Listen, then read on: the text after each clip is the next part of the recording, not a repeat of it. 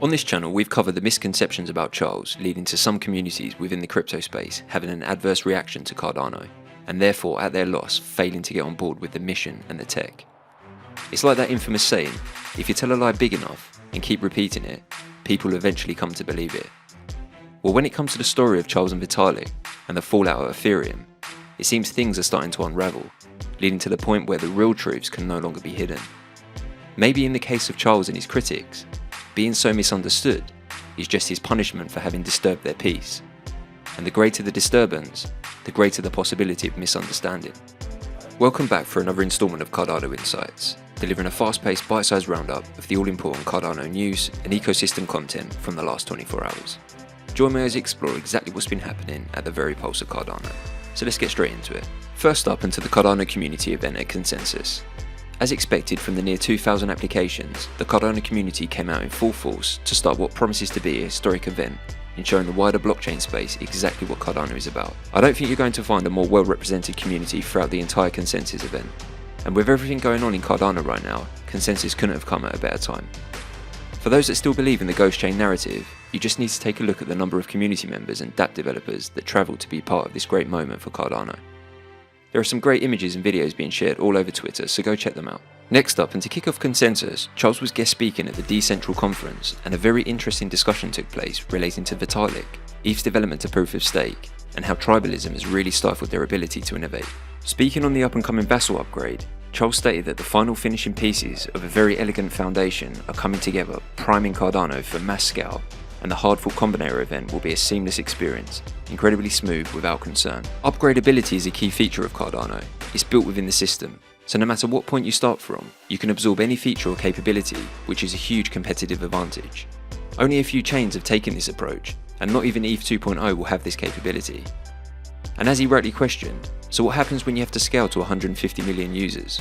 When asked about his views on ETH 2.0, things started to get real interesting. He explained that Cardano started its proof of stake agenda in 2016, writing numerous papers while everyone doubted this approach. Ethereum, on the other hand, started their proof of stake agenda in 2014, but still haven't rolled it out because it's really difficult to achieve. And in Ethereum's initial attempts, because of its failure, the team fractured. At this point, Ethereum started finally writing some research papers, and currently Charles does acknowledge himself that Ethereum has now built a viable design. So in some form, Ethereum will move to a proof of stake system. Interestingly, when asked when he thinks this will occur, based on his experience with the complexity of something like this, he states that he doesn't believe that it will be fully operational until 2023 or 2024. To paraphrase, Charles explained, for proof of stake, you can't just design a consensus protocol. You need to design both the consensus and network protocols at the same time, because all the things you do in proof of work to defend the protocol are super easy. When you go to proof of stake, you introduce a ton of new attack vectors, and if you're not careful, it causes network partition and forks, which results in things breaking. Charles explained, when designing a proof of stake protocol, you get about 85% of the design complete, and the last 15% takes forever. For example, this took Cardano 4 years to design and complete the full network stack. With Ethereum, they're going to have to innovate in 3 different dimensions, with a moving car: the network model, consensus model, and get the programming model to work in a sharding environment. Parallelism in the account-based model is significantly more difficult to do. In contrast, UTXO model is built for parallelization as it's got local state. Given the accounting model and network model of Ethereum, it's going to be really difficult to do. Charles then made the following observation, that there is already an ETH 2.0, it's actually ETH 1.5 in the form of Polkadot. They used Cardano's Ouroboros Praus and made some improvements with parachains, claiming that if ETH had followed Gavin Wood's direction, they'd already have a significantly better product than the one they have today. For whatever reason, however, the politics didn't work out this way. Maybe it is Vitalik that's more difficult to collaborate with. Something even more insightful when thinking about the Charles and Ethereum saga was also discussed. Charles stated that Ethereum also had another pathway to proof of stake in the form of Cornell University professor Elaine Shee's work, labelled Snow White. Charles thought that as she was really good friends with Vitalik, he would have thought, why am I trying to redesign a protocol? Cornell is doing it for me, let me just do the Snow White and add some requirements on top. Again, Ethereum didn't opt for this, and instead went for a proof of stake plus sharding network, which is strange as there's significantly more complexity in that model.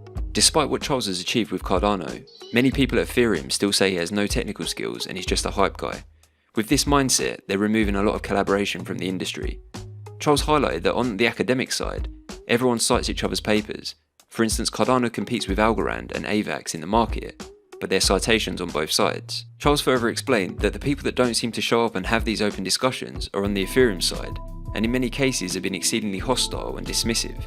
For instance, Vitalik taking to Reddit as a medium attacking the Ouroboros design. However, in all instances where Charles has met him personally, at many conferences, he didn't have any issues with it when the scientists were there.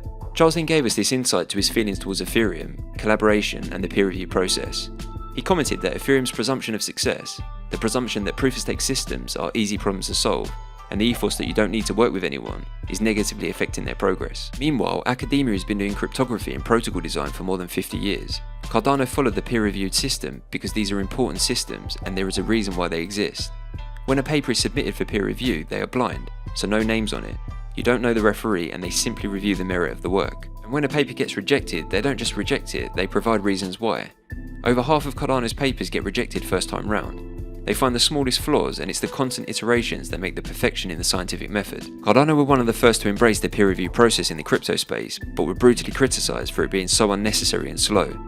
Now it turns out there's some vindication in that. Cardano is actually first to market in many respects, and all the pieces are now locking together with Mithril, EUTXO and Ouroboros. Charles went on to state that, as predicted, others are now running into the same problems they ran into 4 years ago. This was an interesting discussion. It would seem that tribalism is really stifling the progress of Ethereum, and they're not going to be able to live off the Charles and Cardano are bad narratives for much longer. The mainstream opinion is that Charles was difficult to work with and was thrown out of Ethereum. However, this discussion throws a completely different angle on this debate.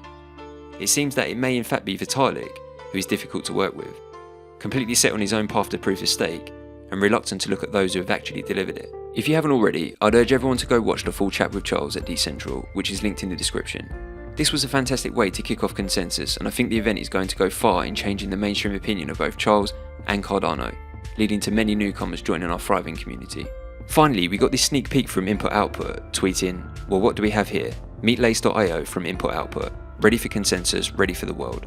Lace.io is Cardano's highly anticipated new light wallet platform by IOG. If you head over to Lace.io, you can sign up and learn more and keep informed as further updates are issued. Briefly, Lace.io outlines more than just a wallet for the Cardano ecosystem. Lace 1.0 is a platform combining digital assets with an NFT gallery, easy staking and dApp connector to make sure your journey into Web3 is as easy and enjoyable as possible. And this is just the beginning. Many more features are in the pipeline. This is really exciting, and we're sure to get more info out of Consensus on both the Light Wallet and Input endorsers. Things are really starting to heat up for Cardano. So that's it for another installment of Cardano Insights. I hope you enjoyed today's video, and if you did, please be sure to comment, like, share and subscribe to the channel. We'll be back soon with your daily roundup, and until then, thanks for watching, have a great day, and as always, keep it Cardano.